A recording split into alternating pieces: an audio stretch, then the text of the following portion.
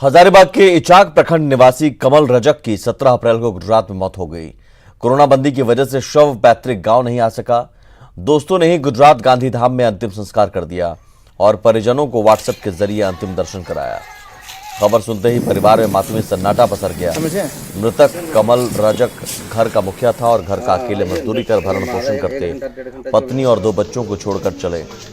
अब परिवार के सामने विकट समस्या पैदा हो गई है तो उन्हें 2 वक्त की रोटी कौन खिलाएगा। इस दुख की घड़ी में बड़े भाई का परिवार खड़ा है, लेकिन वो भी कब तक।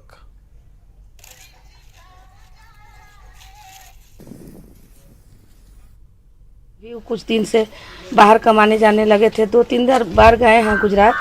इस बार 18 मार्च को गए और वहाँ से फिर काम कर ही रहे थे, लेकिन 2-4 दिन काम करने के बाद उनका तबीयत खराब हो गया। तबीयत खराब होने के बाद उनको हॉस्पिटल में भर्ती कराया, वहीं पर मृत्यु हो गया।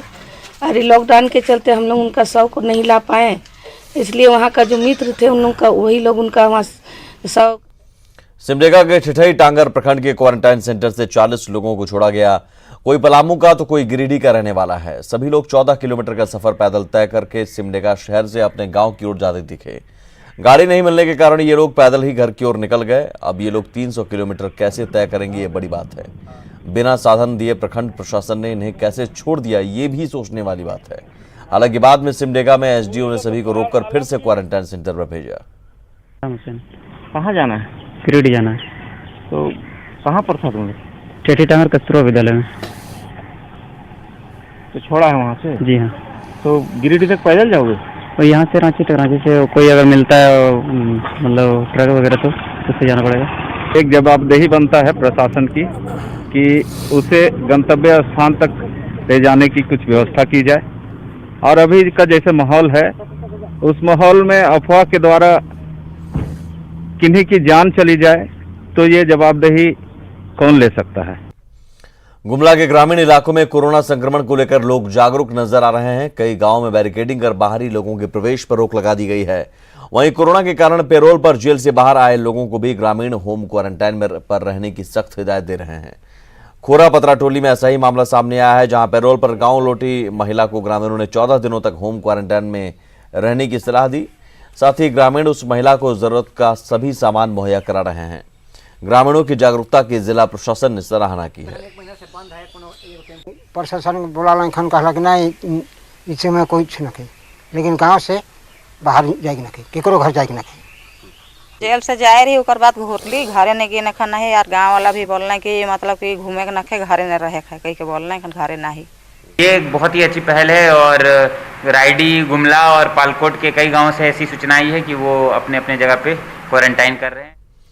सीतामढ़ी में कोरोना बंदी का अपराधी फायदा उठाने में लगे हैं। अपराधी वैसे घरों की पहचान कर वहां अपना हाथ साफ कर रहे हैं जहां के लोग कोरोना बंदी के कारण दूसरी जगहों पर फंसे हैं। सुप्पी थाना क्षेत्र के नरका गांव में अपराधियों ने शोभाकांत झा के घर को निशाना बनाया और करीब 8 लाख रुपए की संपत्ति पर हाथ साफ की।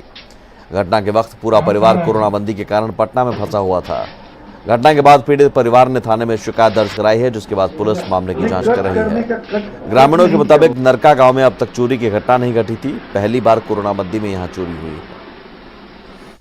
हमारा गया हुआ है, ज्वेलरी जितनी भी थी वो चला गया। हम एक लमसम मान के चल रहे हैं, अभी तो लिस्ट हमारा हम बना ही रहे हैं। लगभग 8 लाख के करीब का हमारा ये टोटल रहा होगा। पुलिस क्या कार्रवाई कर रही है? पुलिस इन्वेस्टिगेशन में लगी हुई। जैसे FIR लॉन्च होने के बाद भी एक दिन आई थी पुलिस और वो सारा चीज़ देख करके स्पॉट पर चारों तरफ मुआयना कर करके गई। और उसके बाद आज भी पुलिस आई थी और देख करके जो सामान मेरा था उसका एक लिस्ट बना करके ले गई है पुलिस।